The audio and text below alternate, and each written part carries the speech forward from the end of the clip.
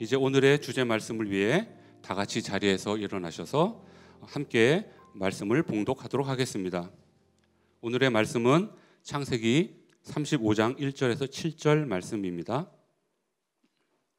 창세기 35장 1절에서 7절 말씀입니다. 제가 먼저 읽도록 하겠습니다. 하나님이 야곱에게 이르시되 일어나 베델로 올라가서 거기 거주하며 내가 내 형 에서의 낯을 피하여 도망하던 때에 내게 나타났던 하나님께 거기서 제단을 쌓으라 하신지라. 야곱이 이에 자기 집안 사람과 자기와 함께한 모든 자에게 이르되 너희 중에 있는 이방 신상들을 버리고 자신을 정결하게 하고 너희들의 의복을 바꾸어 입으라. 우리가 일어나 베델로 올라가자. 내 환난 날에 내게 응답하시며 내가 가는 길에서 나와 함께하신 하나님께 내가 거기서 제단을 쌓으려 하노라 하매, 그들이 자기 손에 있는 모든 이방 신상들과 자기 귀에 있는 귀고리들을 야곱에게 주는지라. 야곱이 그것들을 세겜 근처 상수리 나무 아래에 묻고, 그들이 떠났으나 하나님이 그 사명 고을들로 크게 두려워하게 하셨으므로 야곱의 아들들을 추격하는 자가 없었더라. 야곱과 그와 함께한 모든 사람이 가나안 땅 루스 곧 베델에 이르고, 함께 읽겠습니다. 그가 거기서 제단을 쌓고 그곳을 엘 베델이라 불렀으니 이는 그의 형의 낯을 피할 때 하나님이 거기서 그에게 나타나셨음이더라. 아멘. 이제 이태재 목사님 나오셔서 하나님이 함께 하시는 가정이라는 제목으로 말씀 전하여 주시겠습니다. 할렐루야. 순전한 교회 주일 예배 오신 여러분 모두를 주님의 이름으로 환영합니다. 잘 오셨습니다. 우리 기도하고 말씀 나누겠습니다. 하나님 감사합니다. 저희를 불러주셔서 오늘 이렇게 귀한 말씀과 귀하게 주님을 예배할 수 있는 은혜, 장소, 아버지 귀한 교회 허락하여 주셔서 감사합니다. 우리의 마음을 다해 주님을 바라보는 이 시간, 주님께서 하시고자 하는 일들을 다 하시기를 소망합니다. 온전히 내어드리며 성령 충만한 가운데 주의 말씀 가운데 거하길 원하오니 주님 역사하시고, 어느 누가 그 영광 취하는 것이 아니라 오직 주님만 영광 받으시는 시간 되도록 주여 역사하여 주시옵소서. 감사하며 예수 그리스도 이름으로 기도합니다. 아멘. 오늘은 가정주의를 맞아서 가정의 주제로 말씀을 나누도록 하겠습니다. 아브라함의 손자 야곱의 이야기를 오늘 하려고 합니다. 그의 삶은 정말 수많은 우여곡절의 연속이라고 볼 수 있습니다. 창세기 47장 9절 말씀 한 목소리로 읽어보겠습니다. 야곱이 바로에게 아뢰되 내 나그네 길의 세월이 130년이니이다. 내 나이가 얼마 못 되니 우리 조상의 나그네 길의 연조에 미치지 못하나 험악한 세월을 보내었나이다 하고, 이 야곱이요 인생의 말미에 바로왕을 만났을 때 야곱이 한 이야기입니다. 뭐라고 말하냐면, 내 인생이 우리의 조상들보다 오래 살지는 못했지만 험악한 인생을 살았습니다. 여러분, 이 하나의 표현에 야곱의 인생이 담겨져 있습니다. 야곱의 삶을 좀 잠깐 살펴보면, 물론 많은 분들이 야곱의 삶을 아시겠지만 주일 예배이기 때문에 혹시나 모르실 분들을 위해서 설명을 해보도록 하겠습니다. 야곱의 삶을 좀 돌아보면요, 야곱이 형 에서와 쌍둥이로 태어나는데 뱃속에서부터 이 야곱은, 그러니까 아무리 그래도 뱃속에서부터 어느 정도 성격을 가지고 태어나나 봐요. 형하고 먼저 나오려고 엄청 싸웠나 봐요. 그래서 쌍둥이로 나오는데 형 에서의 발뒤꿈치를 잡고 태어난 사람이 야곱입니다. 보통 아니죠. 그리고는 어머니 리브가와 함께 아버지 에서를 속여서 형의 장자권을 빼앗습니다. 그러자 형이 야곱을 죽이려 합니다. 그 분노를 피해서 어머니 리브가의 고향인 하란 땅으로 향하게 됩니다. 이 목이 굉장히 말라요. 그래서 아마 오늘 계속 물을 좀 자주 마실 겁니다. 이해 부탁드립니다. 그렇게 하란으로 가는 길에 하나님께서 베델에서 야곱에게 꿈으로 나타나셔서 귀한 약속을 하십니다. 베델을 떠난 야곱은 그 귀한 약속을 하시면서 베델에서 하나님이 몇 가지 약속을 하시는데, 네가 반드시 여기로 다시 돌아오게 될 거다. 그리고 내가 너와 끝까지 함께하고 너를 축복할 거다. 이런 말씀을 하세요. 그리고 하나님의 약속을 들은 야곱은 베델을 떠나 밧단 아람, 그리고 외삼촌 라반이 있는 그 밧단 아람에 도착합니다. 그리고 외삼촌 라반의 두 딸 레아와 라헬과 결혼하여 가정을 이루게 되죠. 성경을 보시면 이 과정 속에서도 참 기가 막힌 일이 벌어지는데, 야곱은 레아, 언니였던 레아를 좋아했던 게 아니라 라헬을 좋아했습니다. 그런데 이 외삼촌 라반이 욕심을 부리고 이 야곱을 취하고자 어떻게 했냐면 언니를 먼저 들여보냈습니다. 결혼하는 날. 그래가지고 어쩔 수 없이 부인을 둘이나 가지게 된 겁니다. 그래서 외삼촌 라반의 두 딸 레아와 라헬과 결혼하여 가정을 이루게 됩니다. 그래서 레아를 위해서 7년, 그리고 라헬을 위해서 7년, 그리고 라반의 양들을 위해서 6년을 있으면서 총 20년 동안 라반 밑에 있게 됩니다. 야곱은 그 과정에서 참 쉽지 않았음에도 불구하고 머리가 비상한 사람이고 하나님이 함께 하시는 은혜가 있었어요.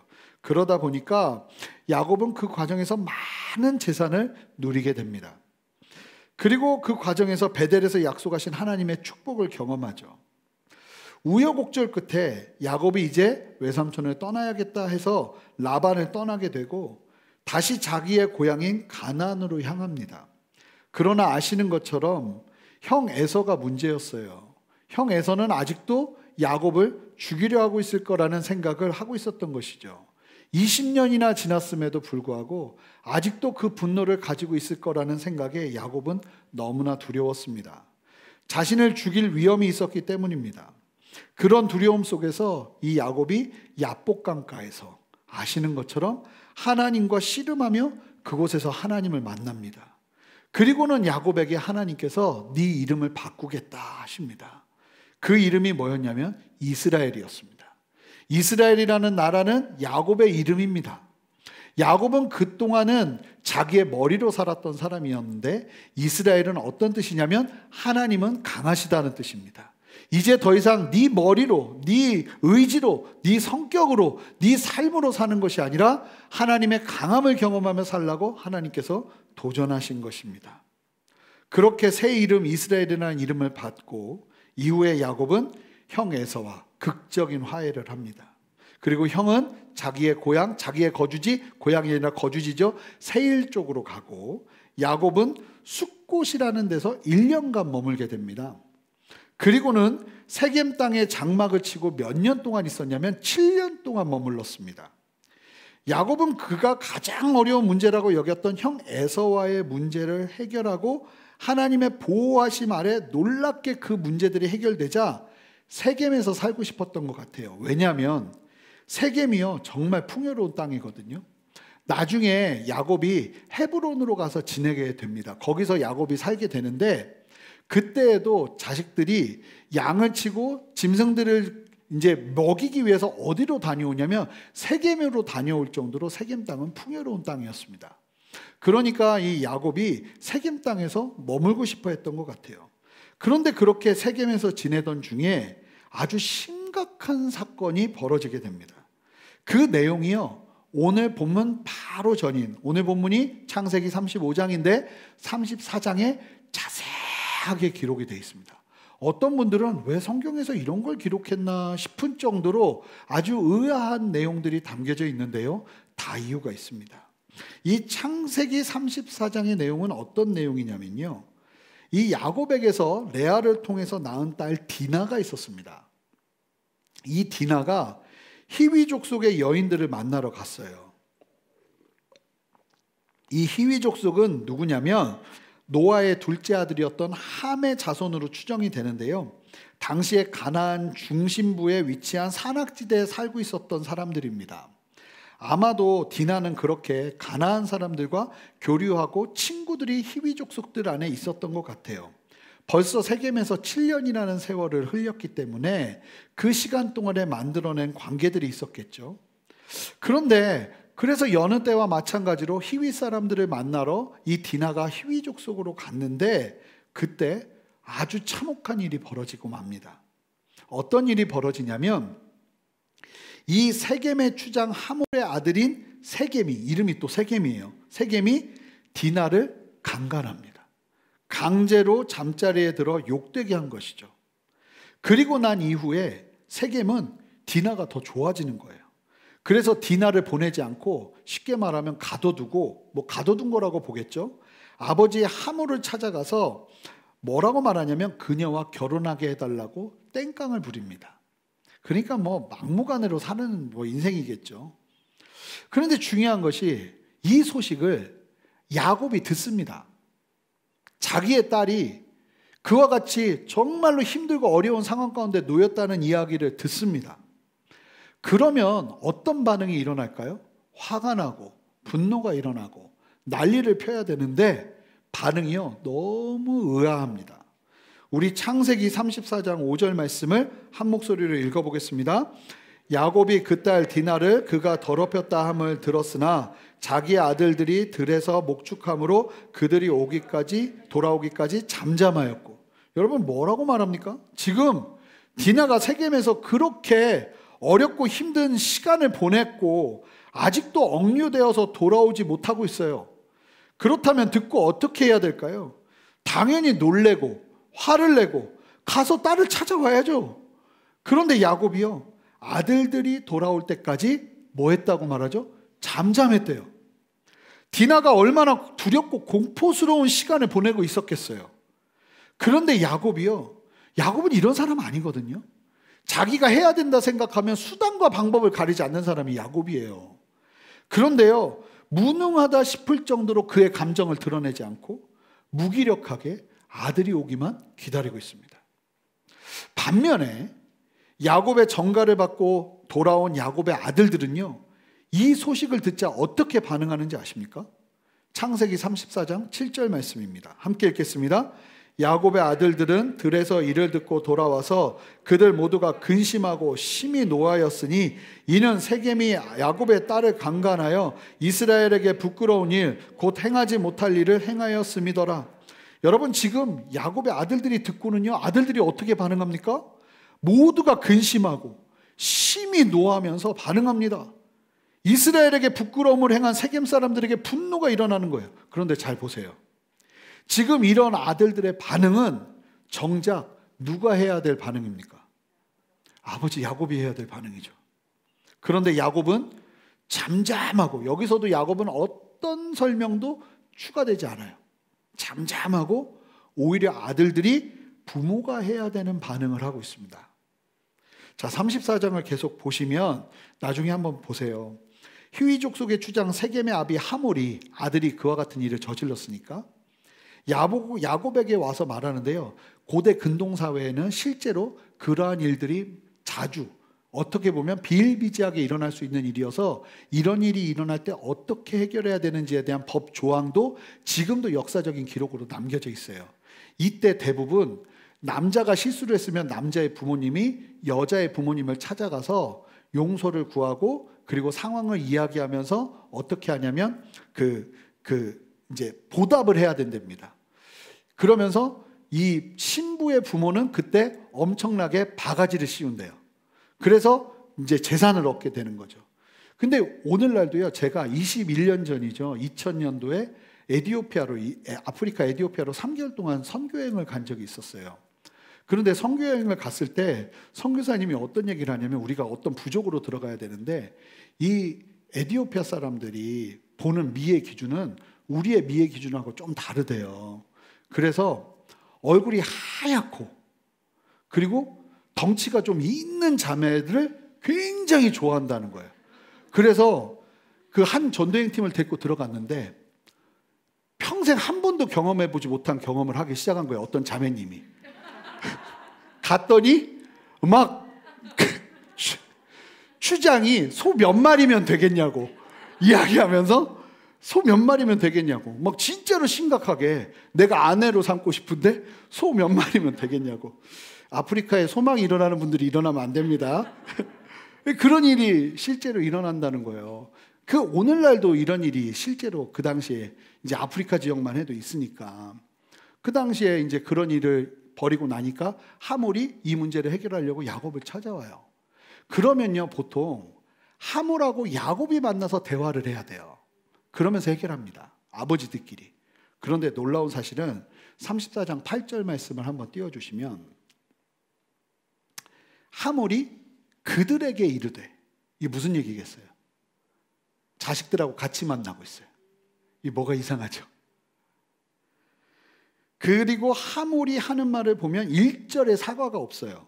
마치 있을 수 있는 일인 것처럼 말하면서 원하는 것을 줄 테니 앞으로 우리 딸들도 너희 아들들과 함께 계속 혼사를 진행하면서 통혼하면서 세겜에서 함께 살자고 제안합니다. 야곱이 재산이 굉장히 많았거든요. 그러니 아마 그렇게 노리고 또 그와 같은 일을 했을 수도 있어요. 세겜도 야곱과 야곱의 아들들에게 자기가 잘못했으니 은혜를 베풀어 달라고 하면서 어떤 예물도 원하는 대로 주겠다고 합니다. 그러자 야곱이 대답하는 것이 아니라 보시면 야곱의 아들들이 또 얘기해요. 야곱의 아들들이 할례를 받지 않은 사람들과 혼사를 할 수 없다고 하면서 히윗 사람들 모두가 할례를 다 받으면, 하나님의 언약 백성의 상징인 할례를 받으면 그러면 우리가 그때 허락하겠다. 여러분 보세요. 지금 이 과정에서 야곱은 단 한마디도 하지 않습니다. 아들들이 다 나서서 대처하고 있어요. 마치 부모처럼요. 이 가정의 달 주일 설교인데 뭐 이런 얘기를 하시나 싶으실 텐데 그래도 계속 들어보시면 하나님이 우리에게 말씀하신 이유가 있습니다. 이 야곱의 자식들이 할례 받아야 우리가 너희들과 함께 하겠다 이야기하니까 히윗 사람들이 하몰과 세겜의 이야기를 듣고든 남자들 전부가 할례를 행합니다. 그리고는 그들이 아파할 때 야곱의 두 아들 시몬과 레위가 그 히윗 사람들을 기습해서 모든 남자를 죽여버립니다. 그리고는 갇혀있던 디나를 구해서 집으로 데리고 와요. 그러자 다른 아들들이 같이 시체가 있는 성읍으로 가서 그들의 양과 소와 나귀와 들에 있는 수확물들과 모든 재물을 다 빼앗아 오고 그들의 자녀와 아내들을 사로잡아 옵니다. 여러분 보세요. 아나무인이 이런 아나무인이 없고요. 무서울 정도로 저돌적이고 분노가 가득한 야곱의 아들들입니다. 아무리 화가 나도 야곱의 아들들은 지금 도를 넘었습니다. 하나님께서 기뻐하실 일이 아니에요. 그래서 특별히 이 일을 주동한 시몬과 레위는 후에 이 일로 인해서 장자임에도 불구하고 장자권을 받지 못합니다. 유다와 요셉이 나누어 갖게 됩니다. 그런데요, 여러분 이런 일이 벌어졌어요. 그런데 더 충격적인 사실은 창세기 34장 30절에 나와요. 우리 함께 한 목소리로 읽어보겠습니다. 함께 읽겠습니다. 야곱이 시므온과 레위에게 이르되 너희가 내게 화를 끼쳐 나로 하여금 이 땅의 주민 곧 가나안 족속과 브리스 족속에게 악취를 내게 하였도다. 나는 수가 적은즉 그들이 모여 나를 치고 나를 죽이리니 그럼 내 집이 멸망하리라. 여러분 디나가 강간을 당했고 수치를 당하고 히윗 사람들이 와서는 사과 한마디도 하지 않았는데 그들 앞에서 야곱이요 어떤 말도 하지 않았던 야곱이에요. 그런데 그 야곱이요 갑자기 노발대발하고 난리가 납니다. 한 번도 가장다운 리더십을 발휘하지 못하던 야곱이 갑자기 분노하는데 뭐 때문에 화내고 있는지 아십니까? 딥나가 가여워서 화가 나는 게 아닙니다. 야곱이 돌아온 딥나를 보살폈다는 이야기는 어디에도 없어요. 아들들이 세겜 사람들을 속이고 죽이고 약탈한 그 부도덕함 때문에 화가 난 것도 아니에요. 지금 야곱이 화내는 건 딱 하나예요. 보세요. 계속 뭐 나와요? 내가 힘들게 됐다. 내가. 우리는 수가 적은데 주변의 사람들 수많은 군대가 이 소식을 듣고 우리를 죽일 거다. 야곱 자신 때문에 화가 납니다. 내가 힘들까 봐. 그게 두려운 거예요. 야곱은요 에서의 군대를 무척이나 두려워했거든요. 그런데 이제 에서 문제를 잘 넘겼다고 생각했는데 더 큰 문제가 일어나니까 화내기 시작하는 야곱이에요. 여러분 이게 말이 됩니까? 참 너무해도 너무하는 야곱의 모습이죠. 그런데 보세요. 야곱이요 처음으로 화냅니다. 처음으로 화내요 아버지가. 그러면 자식들이 어떻게 하겠어요? 무서워해야 되잖아요. 자녀들이 뭐라고 하는지 우리 큰 소리로 읽어보겠습니다. 창세기 34장 31절 함께 읽겠습니다. 그들이 이르되 그가 우리 누이를 창녀같이 대우함이 옳으니까.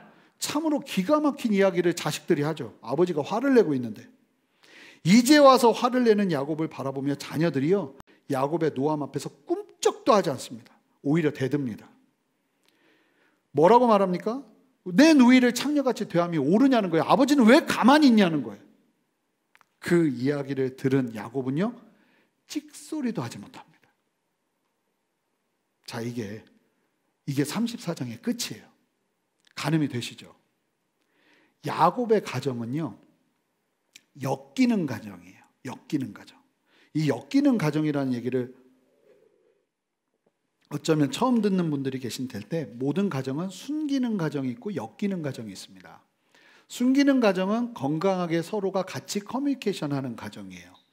엮이는 가정이란 가족 간의 상호작용 능력, 아빠로서의 능력, 아빠로서의 행해야 될 책임, 자녀로서 행해야 될 책임, 그리고 서로 소통하는 것이 건강하게 이루어지지 못하고 관계 기능이 손상된 가정을 의미하는데, 엮이는 가정의 대표적인 모델이 지금 야곱의 가정이에요. 야곱은요, 자신이 원하는 목표가 있으면 수단과 방법을 가리지 않던 사람이에요. 그런 야곱이 세겜에 머물고 싶었던 거예요. 그러니 딸이 그처럼 어려움을 당해도 세겜에 머물기 위해서 그는 여전히 머리를 쓰고 있어요. 철저하게 자신의 감정을 자신이 원하는 목표를 위해 감추죠. 자녀들이 어려워져도요. 이런 야곱을 바라보는 자녀들의 마음은 어땠겠어요? 상처와 분노가 가득하지 않았겠습니까? 저도 개인적으로 보면 이런 야곱의 자녀들의 마음이 막 너무 이해가 돼요. 왜냐하면 저는 저희 아버지를 굉장히 하나님께서 많이 회복시켜 주셔서 나중에 아버지를 너무나 사랑했어요. 아버님 마지막 순간에도 끝까지 있었던 게, 제가 아버지 마지막 순간을 본 사람도 저였고, 하나님께서 아버지와의 관계를 굉장히 귀하게 해결시켜 줬는데, 사실은 아버지와 관계가 굉장히 안 좋았어요. 저희 아버지가 어떤 타입이시냐면 굉장히 우유부단하세요. 좋으신 분인데 세상에서는 법 없이 살 것 같이 친구들도 많고, 심지어는 제가 학교에서 선생님들이 왜 가정방문 오시잖아요. 그럼 저희 아버지는 가정방문 오시는 선생님이랑 술친구 만듭니다. 그래서 그 다음날 가면 선생님이 머리 쓰다듬어 주면서 잘해주세요. 뭐 너무 밖에서는 좋은데 집에서는 무서운 분이에요. 그런데 제가 어렸을 때 상처가 있는데, 3살이나 4살쯤 됐는데 지금도 선명하게 기억나는 이유가요, 뭐였냐면, 제가 어릴 때 어머님 품에서 있었는데 저도 울고 어머니도 울고 있었어요. 어머니 너무 무서워서 울고 계셨어요. 그런데 그 앞에 누가 있었냐면 우리 아버지의 동생 삼촌이 돈 내놓으라고 이 잿더리로 유리창을 깨면서 손에서 피를 철철 흘리면서 어머니를 협박하고 있었어요. 돈 내놓으라고. 그런데 제 어린 기억에 너무나 충격적이었던 게 뭐냐면, 아버지가 옆에서 가만히 계셨어요. 그게 어린 시절인데도 기억이 선명해요. 집 모양, 방 모양 다 선명해요. 이런 일이 몇 번 있었어요. 그러다 보니까 여러분, 이게 어떤 생각이 일어나냐면, 어릴 때부터 막 분노가 많고요. 이 어머니를 지켜야 된다는 생각이 투철해집니다. 가족들을 보호해야 된다는 생각이 투철해지고 분노가 막 일어나는 거예요. 그러니까 어린 시절 저 사진을 보면 어디를 놀러 가도 이렇게 막 웃으면서 활짝 있는 사진이 없고 다 이러고 있어요. 그 항상 불안해가지고요. 걸으면서도 어떤 생각하냐면 누가 날 때릴 것 같아요. 그래서 걸으면서 무슨 생각을 하면서 걷냐면, 만약에 걷다가 누가 때리면 나는 어떻게 반응해야 될까? 뭐 이런 생각을 하면서 걸어 다녀요. 그러니까 뭐 정상이겠어요? 그러니까 막 분노가 가득하고 막 화가 일어나고, 어머니 조금이라도 어떻게 하면 막 내가 나서서 어른들하고 싸우려고 하고. 야곱의 아들들이요, 그랬을 거예요. 어떻게 살았겠습니까? 충분히 예상이 되죠. 결국 이런 야곱과 자녀들의 역기능적인 관계는 창세기 34장을 통해서 적나라하게 드러납니다. 야곱의 연약함도 드러나고요. 그리고 자녀들의 상처로 인한 역기능적인 반응들과 반항이 고스란히 드러나면서 34장이 딱 끝나요. 그리고 이렇게 가정이 엉망진창이 되고 당장 주변 가나안 사람들로부터 목숨의 위협이 느껴지는 상황에서 시작되는 게 오늘 본문이에요. 자, 그렇게 이해하시면서 오늘 본문 1절을 한 목소리로 읽어보겠습니다. 함께 읽겠습니다. 하나님이 야곱에게 이르시되 일어나 베델로 올라가서 거기 거주하며 내가 내 형 에서의 낯을 피하여 도망하던 때에 내게 나타났던 하나님께 거기서 제단을 쌓으라 하신지라. 여러분, 1절 말씀을, 이 1절 말씀을 그냥 보시면요, 그런가 보다 하는데 34장까지의 야곱의 스토리를 다 알고 계시면 이거는요, 놀라운 말씀이에요. 하나님께서요, 이렇게 깨어지고 엉망진창이 된 상황, 엉망진창이 된 가정에게도 여전히 뭐하고 계시는 거예요? 말씀하고 계세요. 야곱도 너무나 부족한 투성이고 부모로서의 제 역할도 감당하지 못하고 자녀들은 더 통제 안 되는 말썽꾸러기들인데 하나님은 그런 야곱의 집에 말씀하고 계신다는 거예요. 할렐루야. 사랑하는 성도 여러분, 문제없는 가정 없습니다. 갈등 없는 가정도 없습니다. 예수님 아무리 잘 믿어도 반드시 그런 일들 일어납니다. 우리의 죄성과 어린 시절부터 자라면서 왜곡된 가치관과 상처들로 인해서 갖게 되는 우리의 연약함이 가장 여실하게 드러나는 곳이 어딘지 아십니까? 바로 가정입니다. 결혼 전 연애할 때는 세상 모든 것을 다 줄 것처럼 서로가 하지만 결혼하면 가정이라는 게 참 놀라운 것이 우리를 무장해제하게 해요. 세상 어디에서도 하지 않을 만한 행동을 직장에서 꿈도 못 꾸고 학교나 사회생활에서 꿈도 못 꿀 일들을 가정에서는 합니다. 자신의 모습이 적나라하게 드러나는 곳이 바로 가정이죠. 여러분, 야곱의 가정도 똑같아요. 문제가 일어나죠. 오늘 우리가 보는 야곱의 가족의 모습이 나타나는데요, 그런데 하나님은 그런 야곱과 그의 아들들이 이처럼 철저하게 연약함을 드러내며 깨져 있는 그때에도 하나님은 포기하지 않고 말씀하고 계신다는 거예요. 사랑하는 성도 여러분, 여러분들이 예수 그리스도의 구원의 복음 위에 있는 이상 하나님은 그래도 말씀하십니다.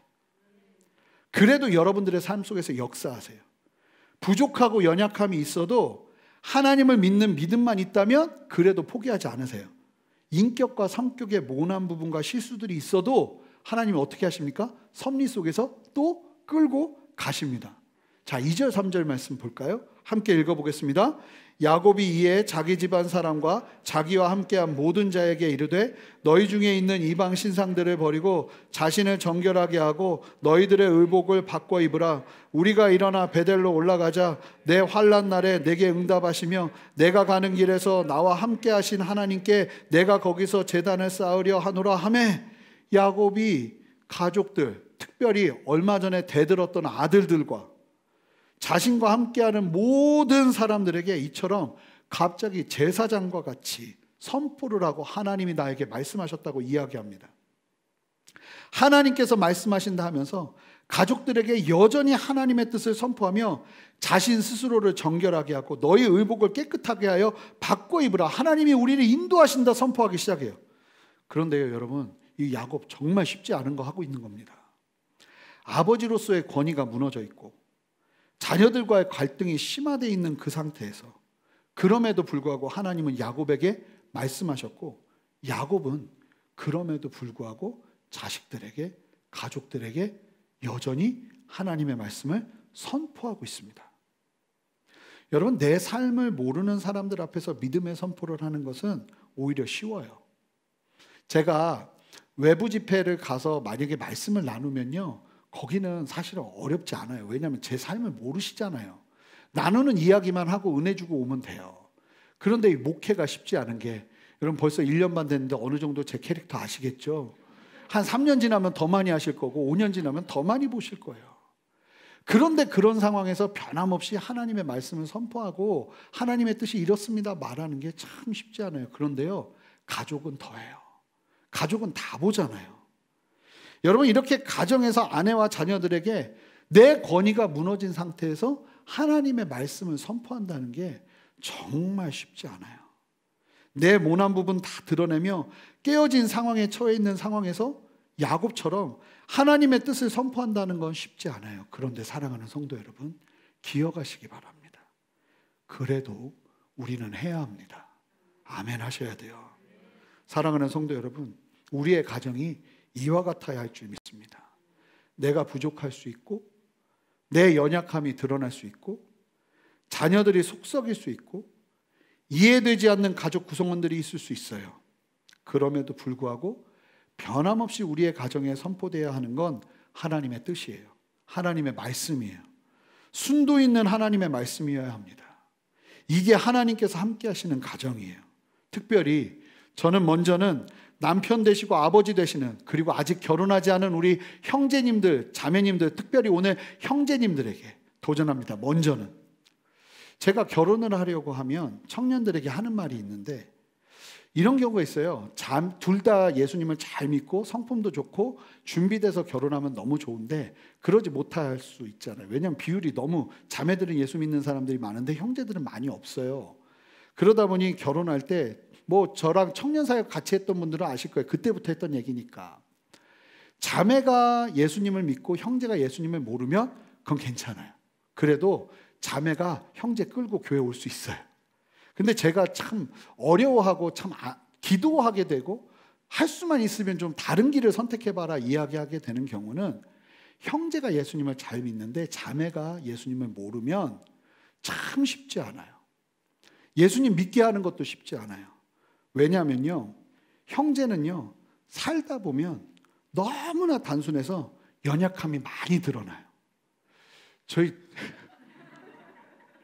가정에서 본이 된다는 게 정말 쉽지 않습니다.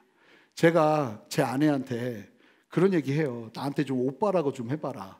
요즘, 옛날에는 그렇게 오빠 오빠 하면서 연애하면서 따라다녔는데 결혼하고 나니까 뭐 그런 얘기를 안 해요. 그래서 가끔 오빠라고 좀 해봐라 그러면 안 해요. 왜 그러겠어요? 오빠 같지 않은 거예요. 이제 같이 살아보니까, 옛날에는 뭐 나보다 오빠 같고 이랬는데 같이 살아보니까 애예요, 애. 요즘은 저희 아내분은 그러십니다. 마치 저를 또 하나의 아들처럼 대하시는 것 같기도 해요. 여자가 강해요. 보면 애 키울 때도 보면 여자분들은 아이를 정말 진짜 목숨 걸고 키워요. 근데 저한테 만약에 저희 딸 둘 딱 맡기잖아요. 저는 한계가 40분이에요. 40분 지나면 바로 뽀로로 틉니다. 그럼 애들 TV에 안 맡기죠. 저한테 안 맡기죠. 여자분들 보면 하나님이 왜 돕는 배필로 보내셨는가, 우리에게 주셨는가, 여자분들이 강해요. 분명히 의지적으로나 여러 가지가. 그러다 보니 남자 안에 이렇게 연약함들이 일어나죠. 그리고 성격들은 대부분 남자분들이 다혈질이 많아요. 연약함도 드러내는 경우가 아빠가 많아요. 그런 상황에서 아버지들이 가정에서 이처럼 야곱처럼 하나님의 말씀을 선포한다는 게 결코 쉽지 않습니다. 그래도 오늘 이 말씀을 통해서 여러분들에게 도전하고 싶은 것은, 반드시 하나님의 뜻은 여러분들이 전하셔야 한다는 겁니다. 이것이 가정을 살리는 길이 될 줄 믿습니다. 내가 부족하고 나 같은 사람이 말씀을 전한다는 게 이게 가당키나 한 일인가? 아니요. 그래도요, 주님 앞에서 담대하게 말씀을 전하셔야 해요. 그리고 오늘의 시대를 살다 보면 어디 이것이 아버지에게만 필요한 것이겠어요? 우리 아내 되시는 어머님들께서도 본인의 연약함이 보일 때 너무 힘들어하지 마시고, 그래도 하나님이 마음 주시면 말씀을 증거하시는 여러분 되시기를 바라요. 그리고 소망하는 건 우리 아내 되신 분들, 남편이 갑자기 말씀 전할 때 정말 어떻게 보면 같지 않을 수도 있습니다. 지금 뭐 하는 거야 지금 좀 전까지 나한테 화내다가 뭐 하는, 그러시면 안 돼요. 이때 우리가 해야 될 건 남편을 세워주는 거예요. 여러분, 아버지도 마찬가지예요. 아버지 세워주셔야 돼요. 잘 전할 수 있도록. 야곱이요, 그 상황에서 정말 쉽지 않았어요. 그런데 하나님의 마음으로 말씀을 증거합니다. 하나님의 뜻이 이것이라고 이야기합니다. 말씀이 가정에 선포되기 시작하자 이스라엘은, 이 야곱의 가정은 하나님의 뜻 가운데 움직이기 시작해요. 4절, 5절 함께 읽어보겠습니다. 함께 읽겠습니다. 그들이 자기 손에 있는 모든 이방 신상들과 자기 귀에 있는 귀고리들을 야곱에게 주는지라. 야곱이 그것들을 세겜 근처 상수리 나무 아래에 묻고, 그들이 떠났으나 하나님이 그 사면 고울들로 크게 두려워하게 하셨으므로 야곱의 아들들을 추격하는 자가 없었더라. 여러분, 놀라운 사실은 야곱의 아들들을 포함한 모든 사람들이요 순종하기 시작합니다. 자신들의 모든 이방 신상들, 미신적인 장신구들까지 다 야곱에게 주고요, 야곱이 세겜에서 그것을 다 묻어버립니다. 그러자 하나님께서 문제를 해결하시기 시작합니다. 가나안 사람들의 마음에 두려움을 심어 야곱의 가족을 아무도 건드리지 못하게 해요. 하나님이 일하시는 거예요. 다른 길이 없어요. 깨어지고 부족해도 다시 하나님 말씀 붙잡는 것 외에는 다른 길이 없다는 거예요. 6절 7절을 함께 읽겠습니다. 함께 읽겠습니다. 야곱과 그와 함께한 모든 사람이 가나안 땅 루스 곧 베델에 이르고 그가 거기서 제단을 쌓고 그곳을 엘 베델이라 불렀으니 이는 그의 형의 낯을 피할 때에 하나님이 거기서 그에게 나타나셨음이더라. 보세요. 이들은 그렇게 하나님의 인도하심을 경험하며 베델에 이르러 야곱을 처음 부르신 그 약속의 장소 베델에 이르러 하나님께 제단을 쌓습니다. 여러분, 그렇게 잘 보세요. 문제가 일어나고 상처가 일어나고 해도 하나님의 말씀을 따라 순종하는 가정은 하나님이 당신의 섭리로 일하십니다. 막 실수하고 좌절하고 막 상처 주고 막 파탄이 나는 것처럼 보여도 그 상황에서 또 이끄세요. 여러분 의아하죠? 어떤 목사님들 보면 저분 성품 너무 안 좋은 것 같은데 왜 일하시지? 하나님 일하세요. 여러분, 여러분들만 봐도 아시잖아요. 하나님 일하세요. 하나님 그 사람들. 그러나 여러분, 이 말씀에서 한 가지 기억하셔야 될 게 있어요. 중요한 말씀인데 오늘 말씀의 핵심이에요. 하나님께서 이끄시기는 이끄시는데 이렇게 걸으면요, 너무나 아픈 고통과 상처가 끊임없이 찾아오게 된다는 거예요. 삶 속에. 그리고 함께하는 사람들 안에. 이게 무슨 말인가 하면요, 여러분, 야곱이요, 세겜에 이르렀을 때 딥나 사건 전에 야복 강가에서 하나님을 만나고 이름도 이스라엘이라고 받았던 놀라운 하나님과의 만남을 경험한 사람이 야곱입니다. 쉽게 말하면 영적으로 너무나 귀한 경험을 하고 하나님 안에서 변화된 야곱이에요. 우리의 상황으로 본다면 이미 거듭나 하나님의 백성이 된 상태라고 볼 수 있죠. 그런데 보세요. 영적인 신분은 바뀌었어요. 하나님 앞에서 뚜렷하게 하나님의 소유가 됐어요. 그럼에도 불구하고 야곱의 성품과 그가 좋아하는 성향들이 바뀐 게 하나도 없어요. 사실 야곱에게 있어서 가장 인생에 큰 두 가지의 문제가 있는데요. 첫 번째는 지나친 자기 사랑으로부터 오는 이기주의고요. 두 번째는 편애예요. 편애. 내가 좋아하는 사람들만 좋아하는 거예요. 아시는 것처럼 이 편애는요, 야곱이 부모로부터 경험한 거예요. 이삭은 형 에서를 편애했고요, 리브가는 야곱을 편애했어요. 그럼 야곱이 그런 편애를 경험했으면 자기는 그러지 말아야 될 거 아니에요? 그런데 야곱은요, 더 많은 편애를 합니다. 아내 레아보다 둘째 아내인 레아의 동생 라헬을 끔찍히 사랑합니다. 그런 아버지 밑에서 레아의 10아들이 어떻게 자랐겠습니까? 엄청난 상처 아니었겠어요? 엄마의 눈물의 세월을 보면서 자랐을 텐데요. 참 놀라운 게, 그렇게 부모님의 안 좋은 모습을 보면 닮지 말아야지 하는데 너무나 닮아 있는 모습을 경험하는 게 우리입니다. 제가 제 동생을 오랜만에 공부할 때 만날 수가 없으니까 오랜만에 딱 한 번 제가 있는 곳을 찾아온 적이 있어요. 그런데 조카가 2층 계단에서 이렇게 떨어졌어요. 그래가지고 막 우니까 동생이 화를 내는데 깜짝 놀랐어요. 저희 아버지가 다시 태어나신 줄 알았어요. 표정과 화내는 것과 모든 게 너무 똑같은 거예요. 제가 어렸을 때부터 너무 싫어했던 게, 사람이 궁금할 수 있잖아요. 아버지에게 궁금해서 물어보면서 왜요? 그러면 아버지는 항상 그러셨어요. 일본 사람이 덮는 요가 왜요야. 대답을 제대로 해준 적이 없어요. 왜요? 그러면 일본 사람이 잡아갈까 봐. 뭐 말만 그러지 외놈이 잡아갈까 봐 막 이러면서 얘기하시고. 아주 질려요. 그래가지고 제가 뭐 궁금한 거 물을 때마다 뭐 하나 제대로 답을 들은 적이 없으니까 얼마나 답답한지 몰라요. 그런데 놀라운 게 뭔지 아세요? 저희 딸들이 자라면서 아빠한테 왜요를 하는 거예요. 제가 왜요를 듣고 뭐라고 말할까요? 일본 사람이 덮는 요가 왜요야? 깜짝 놀랐어요. 아니, 또 왜요 하는 거예요. 외놈이 잡아갈까 봐. 제가 얼마 동안 그러다가 저희 아이들에게 용서를 구했어요. 아빠 미안하다. 다시는 안 그러겠다. 저희 아버지가 할아버지가 술을 너무 많이 드셔서 우리 아버지도 할아버지도 다 50대에 돌아가셨어요. 술 때문에. 뭐 할아버지 술 주사가 너무 심하셔서 아버지가 술에 질려가지고 6학년 졸업하고 중앙시장, 대전 중앙시장에 오셔서 시장에서 살면서 자라셨어요. 그래서 아버지는 할아버지 술 마시는 거에 지긋지긋해서 술 절대 안 마신다고 하셨어요. 술 중독되셨죠. 아침마다 이런 컵으로 술 한 알을 다 마셔야 하루를 시작하시는 경우가 많았으니까요. 그러지 말아야지 하는데 닮아요. 여러분, 야곱이요 그래요.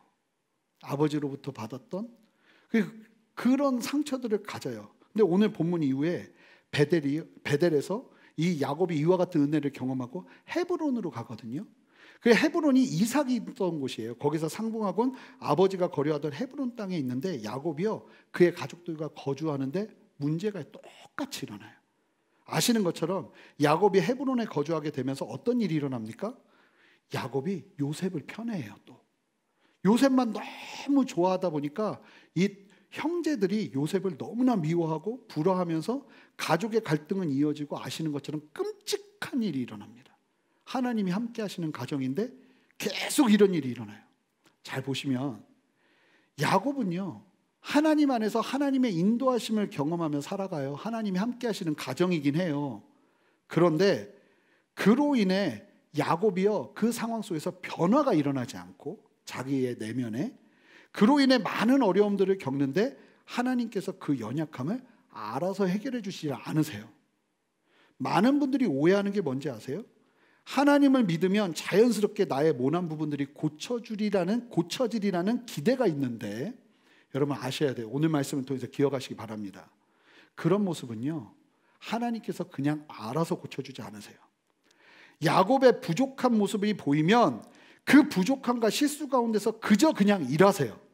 그냥 내면과 인격의 연약함을 두시고 일하신다는 거예요. 정말 중요한 사실인데 이런 부분은요 내가 스스로 깨닫고 문제의식을 느끼고 하나님 앞에서 변화를 위한 몸부림을 하지 않으면 아무 변화도 일어나지 않는다는 거예요. 왜 그럴까 하면서 제가 알게 된 한 사실이 아마 이것 때문이 아닐까 하는 유추를 해보게 해요. 여러분 제가 중독에 대해서 배우면서 아주 충격받은 사실이 있는데요. 중독자들을 치유하는 과정에서 처음 있어야 하는 1단계가 무엇인지 아세요? 자신이 중독에 문제가 있다는 것을 인식하는 거래요. 그런데 대부분의 중독자들은 나는 중독자 아니라고 한대요. 난 문제 없다고 한대요. 그런데 내가 문제 있다는 것을 인정하지 않으면 치료가 들어갈 수 없대요. 내가 문제가 있으니 내가 고침을 받아야겠다 하는 마음을 가져야 치료가 시작될 수 있다는 거예요. 그런데 대부분이요 중독에 문제가 있음에도 불구하고 나는 괜찮다고 한대요. 문제를 문제로 보지 못하는 거죠. 문제를 문제로 봐야 되는데 여러분 야곱이 하나님을 만나 변화가 일어났지만 야곱 스스로에게 있는 인격적인 결함과 성격적인 결함은 야곱 스스로가 문제가 있구나 하는 것을 깨닫고 하나님 앞으로 그 문제를 가지고 나가야 변화될 수 있는 영역이에요. 보시면 그의 인생의 고통은 사실 다 이렇게 야곱의 연약함 때문에 받게 되는 고통입니다. 머리 쓰고 성격 때문에 인격 때문에 하나님이 하신 게 아니에요. 그런데 그 과정 속에서 하나님이 놀랍게 섭리를 역사하시죠. 이것도 은혜예요. 그냥 하나님 함께 하세요. 하지만 함께하는 사람 야곱조차도 고통을 계속 당해요. 험한 인생은 사실은 하나님이 주신 게 아니라 야곱의 성격의 결함 때문에 끊임없이 만나게 된 결과였어요. 여러분 언젠가 우리가 이 가정의 달에 또 보겠지만 다윗 왕이 나오는데 다윗도 똑같습니다. 똑같아요. 그러므로 사랑하는 순전한 교회 성도 여러분, 하나님께서 함께 하시는 가정을 온전히 누리기 원하신다면 여러분들의 삶을 돌아보시고 여러분들의 많은 관계적인 갈등의 원인이 무엇인지를 살펴보시기 바라요. 저의 경우는 1순위가 분노였죠. 여러분 이 분노가 내 성격인데 어떻게 하는 것이 아니라 제가 참 감사한 것이 제가 전임 전도사를 할 때 교회가 작았지만 담임 목사님께서 치유 사역을 하시는 분이었어요. 그래서 끊임없이 문제가 있는 나의 인격적인 결함은 하나님 앞으로 갖고 나와서 해결해야 된다고. 저에겐 상처가 참 많았어요. 분노도 많고 원망도 많고 사람들을 떠올릴 때마다 치가 막 화가 치밀어 오르고 하나님 앞에서 제가 그 사실을 이걸 가지고 하나님 앞에 나가야 된다는 사실을 모르고 신앙생활을 했으면 저는 여전히 그 성향을 가지고 주님 앞에 쓰임받고 있었을 거예요. 그럼 어떤 일이 벌어지겠어요? 제 주변 사람들 다 나가 떨어졌겠죠. 뭐 이와 같이 성도님들이 함께 저와 함께 하셨을까 하면 저 퀘스천이에요. 실제로 제가 말씀드렸잖아요. 예전에 사역할 때 발렌티어가 21명인가가 왔는데 다 저 때문에 울고 상처받고 1명 남았었어요. 그러니까 성향이 어땠겠어요? 하나님이 고치시고 바꾸시는데 이게 저절로 된 게 아니라 나에게 뭐가 문제가 있을까? 내가 이거 어떻게 바꿔야 될까? 근데 이 분노의 문제를 하나님 앞에 어떻게 해결해야 되지? 주님 앞에 씨름하기 시작할 때 주님께서 고치시고 바꾸셨다는 거예요. 로마서 8장 13절 14절 말씀 읽어보겠습니다. 함께 읽겠습니다. 너희가 육신대로 살면 반드시 죽을 것이로되 영으로서 몸의 행실을 죽이면 살리니 무릇 하나님의 영으로 인도함을 받는 사람은 곧 하나님의 아들이라. 여러분, 우리에게는 야곱이 없는 너무나도 귀한 헬퍼가 있으십니다. 바로 성령 하나님이세요. 성령의 인도하심과 이끄심 속에서 여러분 우리의 육의 행실을 죽일 수 있다는 거예요. 나 못 고쳐요. 지금까지 살면서 이렇게 성격 가지고 살았는데 뭘 고쳐요? 아니요, 그렇지 않다는 거예요. 하나님의 사람은 내가 하고 싶은 대로 사는 것이 아니라 하나님의 말씀에 순종하는 삶을 사는 사람이 하나님의 사람이라는 거예요. 그렇게 우리 모두가 변화되는 참된 변화를 경험하며 하나님께서 함께 하시는 가정을 누리지 않으면 하나님이 함께 하셔도 여전히 가정의 불화와 가정의 문제들과 갈등과 상처와 어려움을 주게 돼 있어요. 여러분, 우리는 우리의 부모님으로부터 온전한 사랑을 받지 못하죠. 왜곡된 사랑을 받습니다. 그런데 우리가 참 감사한 게 뭔지 아세요? 우리의 아버지가 하나님이 되셨다는 거예요. 그래서 내가 왜곡된 사랑을 받았어도 하나님의 사랑을 받다 보면 나의 이 왜곡된 사랑이 하나님 안에서 경험되면서 건강해질 수 있는 거예요. 사실은 저도 많이 그래요. 하나님이 나의 아버지가 되셔서 용납이라는 것을 배우고 기다려주는 것을 배우고 함께하는 것을 배우고 하나님의 마음을 배우면서 아버지가 되고 남편이 되는 거죠. 뭐 처음부터 그렇겠어요? 여러분, 그래서 오늘 설교를 마치시고 돌아가셔서 내가 고쳐야 될 나의 연약함이 무엇인지, 나의 성격의 모난 부분이 무엇인지를 보면서 한번 리스트를 정해보세요. 아마 한 장을 다 채우실 수도 있을 거예요. 그리고요, 그 리스트를 가지고 이제 하나님 앞으로 나아가시는 저와 여러분 되시기를 바랍니다. 내가 그 상처들과 아픔을 치유하고 나의 성격의 모난 부분들을 해결하지 않으면요, 하나님은 일하시지만 여러분 자녀들과 아내와 남편과 주변 사람들이 상처받기 시작합니다. 역기능의 연속입니다. 그래도 하나님은 우리를 이끄세요. 그러나 한계가 있는 함께하심이 야곱의 가정처럼 이어질 뿐이에요. 우리 결혼 안 한 우리 형제 자매님들께 좀 도전할까요? 여러분, 하나님 앞에서 지금부터 과정을 겪으셔야 돼요. 변화되셔야 돼요. 그러지 않으면요, 나중에 여러분들과 함께할 사람들이 고생 많이 합니다. 하나님은 우리를 고치세요.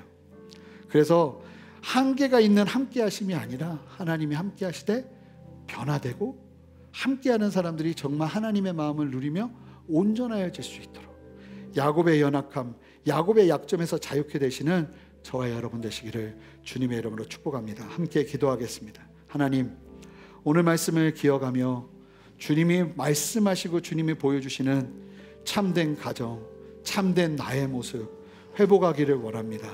우리의 연약함은 걷어가시고 주님, 오늘 야곱이 보여주는 안타까움이 우리 안에 있지 않도록 성령이여 힘이 되어 주셔서 우리를 바꾸시고 변화시켜 주시옵소서.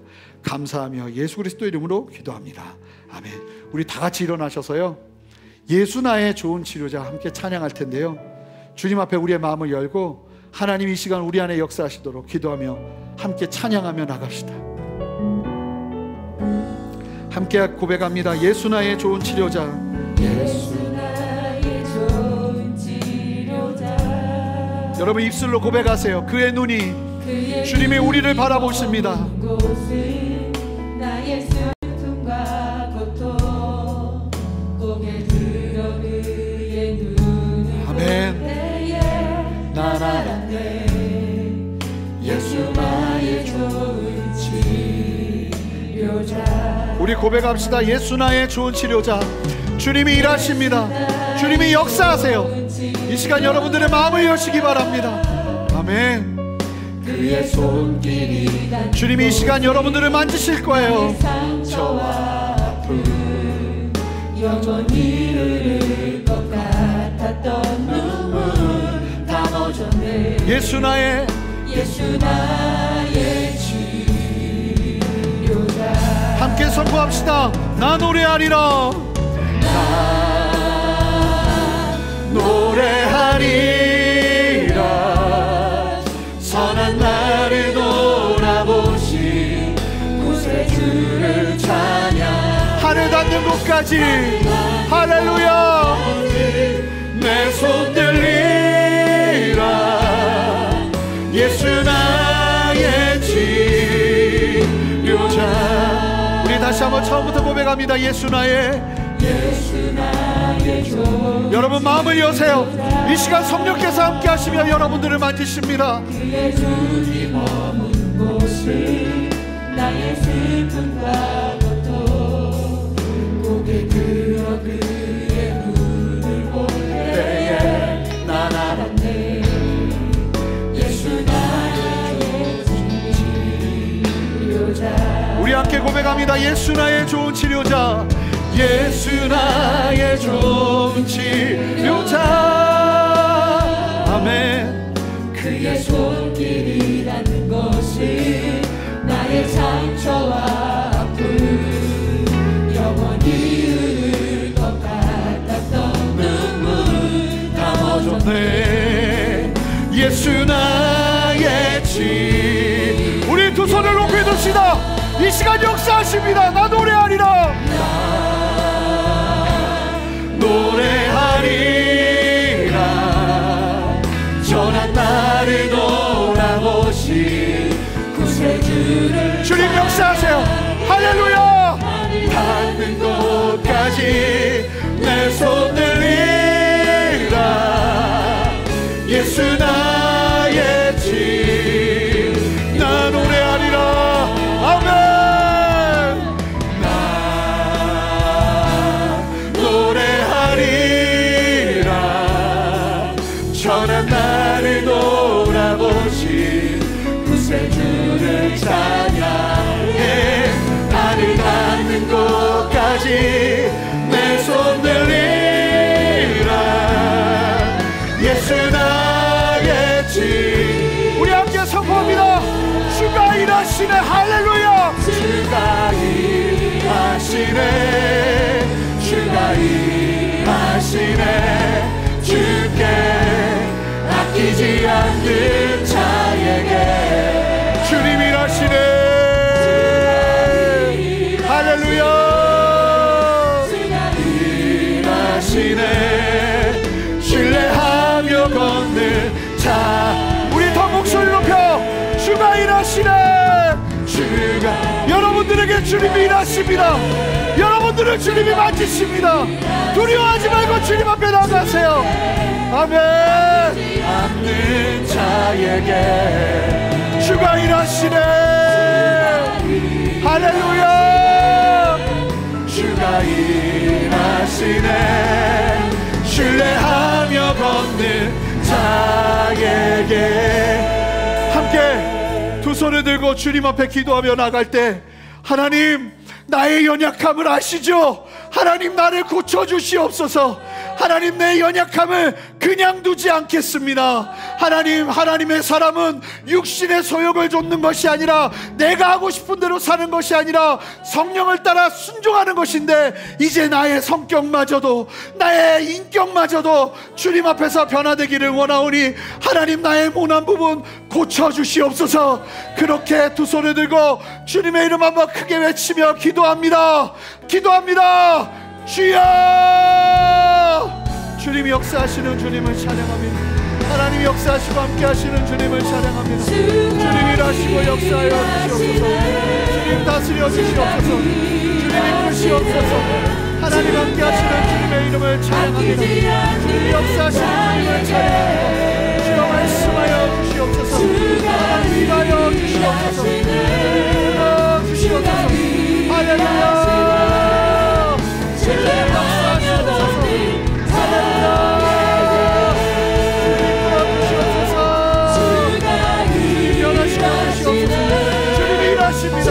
여러분 더 기도하세요. 주님 앞에 간구하세요. 이 시간 주님이 여러분 기도 시간 가운데 주님 역사하세요. 할렐루야. 할렐루야. 아멘. 아멘. 역사하여 주시옵소서. 아멘.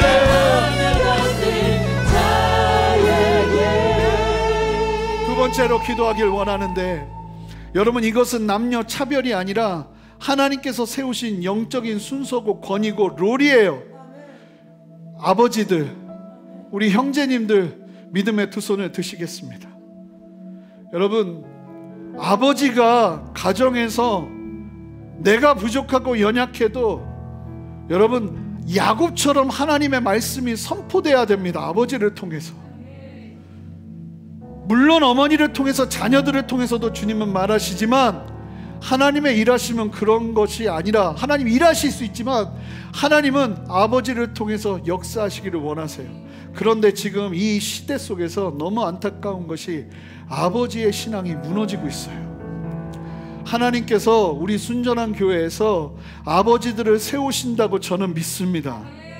이 시간 기도할 텐데, 가정이 함께 오신 분들은 아내 되시는 분이 남편의 등에 손을 얹으시기 바랍니다.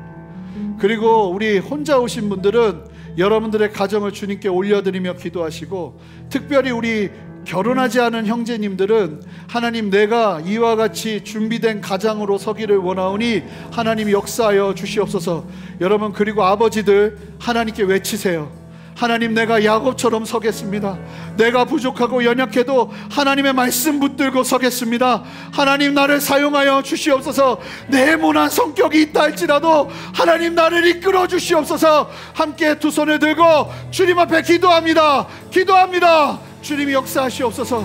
주님 다스리시옵소서. 우리 함께 손을 들고 기도하고 있는 아버지, 우리 형제들에게 주님이 역사하시옵소서. 주님의 마음을 나누시옵소서. 아버지의 마음을 나누시옵소서. 아버지, 하나님의 권위가 흘러가게 하시고 하나님의 영성이 흘러가게 하시고 하나님의 마음으로 서게 하시옵소서. 좌절하지 않게 하시고 낭망하지 않게 하시고 아버지, 포기하지 않게 하시고 주님 안에서는 담대한 믿음이 일어나게 하여 주시옵소서. 아버지의 마음이 일어나게 하여 주시옵소서. 아버지의 역사가 일어나게 하옵소서. 하나님의 일하심을 보게 하시고 아버지, 왜곡된 아버지의 관이 무너지게 하시고 온전한 하나님의 아버지 되심이 온전하게 흘러갈 수 있도록 역사하시기를 원하오니 주님 역사하시고 함께 하시옵소서. 새 일을 행하시는 주님을 찬양합니다. 역사하시는 주님을 찬양합니다. 주님 행하시옵소서. 주님 일하시옵소서. 다스리시고 함께 하시는 주님의 일하심을 보게 하시옵소서. 할렐루야. 할렐루야. 할렐루야. 주님 일하시옵소서. 주님 역사하시옵소서. 더욱더 역사하시옵소서. 여러분 기도하세요. 입술을 여세요. 하나님 앞에 결단하십시오. 하나님이 그 결단을 기다리세요. 하나님이 그 일하심을 기다리세요. 주님이 일하십니다. 역사하십니다. 모든 믿음 없으면 떠나갈지어다. 예수 이름으로 명하노니 떠나갈지어다. 모든 주로부터 오지 않은 포기된 마음들 떠나갈지어다. 주님이 역사하여 주시옵소서. 엉망진창이어도 하나님의 말씀 앞에 서기 시작할 때 주님이 일하십니다. 주님이 역사하십니다. 할렐루야. 할렐루야. 할렐루야. 할렐루야. 주님 역사하십니다. 주님 일하십니다. 주님 다스리십니다. 함께하여 주시옵소서. 할렐루야. 주가 일하시네. 주가 일하시네. 선포합시다. 주가 주님이 나의 삶에 일하십니다. 아끼지 않는 자에게 주님이 일하세요. 일하십니다. 주가 일하시네. 주가 일하시네. 아멘. 신뢰하며 걷는 자. 우리 두 손을 높이 듭시다. 주가 일하시네. 역사하십니다. 주님이 역사하십니다. 주님이 다스리십니다. 할렐루야. 주께 아끼지 않는 자에게 주가 일하시네. 주가 일하시네. 신뢰하며 걷는 자에게. 하나님, 이 시간 역사하셔서 하나님 앞에 기도하는 모든 가정들마다, 하나님 앞에 기도하는 모든 심령들마다 하나님 앞에 온전한 회복을 경험할 수 있도록 역사하여 주시옵소서. 나의 문제를 문제로 여기고 주님 앞에 나아가는 참된 겸손이 일어나게 하시고, 변화되는 참된 삶을 경험할 수 있도록 성령이여 일하시고 역사하여 주시옵소서. 나의 이 고질적인 문제, 해결되었다 생각하지만 또다시 일어나는 나의 자아의 문제들이 주님 앞에 펼쳐지며 주님께서 만지시고 새롭게 하시는 역사를 경험하며 온전한 회복을 경험하게 하시기를 원하오니 주여 역사하시고 함께하여 주시옵소서. 혹여나 이 야곱의 가정처럼 너무나 많이 무너져 있어서 엉망진창인 것처럼 그렇게 무너져 있는 가정이 있다면, 말은 못하지만 있다면 주님 이 시간 친히 찾아가셔서 그럼에도 불구하고 말씀이 선포될 수 있도록 말씀이 들어갈 길을 열어주시고, 하나님께서 행하시는 당신의 놀라운 은혜 아래 참된 변화를 경험하며 하나님이 함께하는 가정이 될 수 있도록 역사하여 주시옵소서. 이 시간 모든 아버지들을 주님 손에 올려드리며 축복하며 기도합니다. 성령께서 세워주시고 어떤 상황 속에서도 야곱의 담대함이 있게 하여 주셔서 내가 부족하고 연약해도 하나님의 말씀이라면 선포하고 나아갈 수 있는 참된 은혜 허락하여 주시기를 원하오니, 여러분 가정, 하나님 우리 성도님들을 향한, 아버지들을 향한 아버지의 기도가 살아나게 하시고, 아버지 가정에서의 권위가 살아나게 하시고, 하나님의 영성이 부어질 수 있도록 주여 역사하시고 함께하여 주시옵소서. 이 시간도 감사함으로 주님 앞에 드리는 헌물을 주님 기뻐 받아주시고, 우리 성도님들의 삶과 그 모든 헌신과 주님을 사랑하는 마음 주님 기억하여 주시고, 하나님이 코로나의 어려움 속에서 각자의 삶에 신실하게 역사하시는 아버지 하나님의 그 독특한 인도하심이 함께 흘러가기를 원하오니 주여 역사하여 주시고, 혹여나 아직 예수 그리스도를 믿는 믿음이 없는 분들이 있다면 이 시간 친히 함께 하셔서 마음이 움직여지게 하시고 주님을 바라볼 수 있는 참된 믿음이 일어날 수 있도록 주여 역사하여 주시옵소서. 이제는 우리 주 예수 그리스도의 크신 은혜와 아버지 하나님의 무한하신 사랑과 성령의 내주하심과 교통하심과 신실한 역사하심이 오늘 말씀을 기억하며 하나님의 일하심, 하나님의 역사하심 속에 나의 삶을 내어드리고 여전히 하나님께서 역사하시는 함께 하시는 가정을 이끌어가기를 소망하는, 함께 예배하는 모든 성도님들과 성도님들의 가정과 직장과 삶의 모든 터전 위에 순전한 교회와 이 땅의 모든 교회들과 이 나라와 온 열방 위에 이제로부터 영원토록 함께 하시기를 간절히 축원하옵나이다. 아멘.